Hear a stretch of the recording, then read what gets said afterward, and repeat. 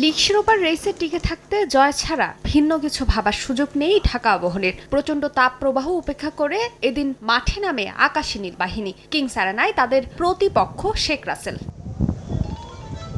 প্রচণ্ড গরমের মাঝে এদিন স্বাভাবিক খেলা খেলতে পারেনি কোনো দল। আক্রমণ পাল্টা আক্রমণে সেভাবে জমে ওঠেনি ম্যাচ। তবে ম্যাচের ১৭ মিনিটে দারুণ একটা সুযোগ তৈরি করেছিল আবাহনী। তবে সে যাত্রায় শেখ রাসেল রক্ষা পায় মিতুল মারবার দারুণ সেভে। গোলশূন্য থেকেই প্রথমার্ধ শেষ করে দুদল।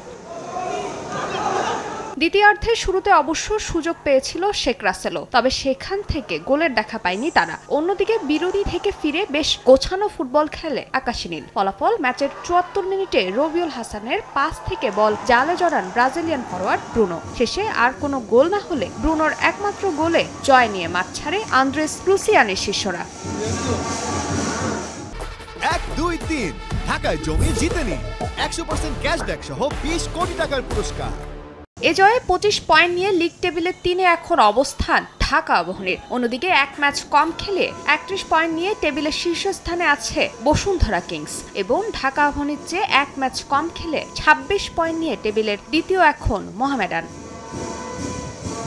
এদিকে দিনের আরেক ম্যাচে মুন্সিগঞ্জে রহমতগঞ্জের মুখোমুখি হয়েছিল ফর্টিস এএফসি। ম্যাচের ২৬ মিনিটে মোহাম্মদ রাশিদুলের গোলে লিড পেয়ে যায় ফর্টিস। তার ঠিক ১১ মিনিটের মাথায় ফর্টিসের হয়ে ব্যবধান দ্বিগুণ করেন পাওমর বাবাও। ২-০ ব্যবধানে এগিয়ে থেকে বিরতিতে যায় ফর্টিস এএফসি। দ্বিতীয়ার্ধে আক্রমণ পাল্টা আক্রমণে জমে ওঠে ম্যাচের ৫৫ মিনিটে রহমতগঞ্জের হয়ে পেনাল্টি পেয়ে ব্যবধান কমান স্যামুয়েল কোনি। শেষে আর কোনো গোল না হলে ২-১ ব্যবধানে জয় নিয়ে মাঠ ছাড়ে মাসুদ পারভেজ কায়সারের শিষ্যরা।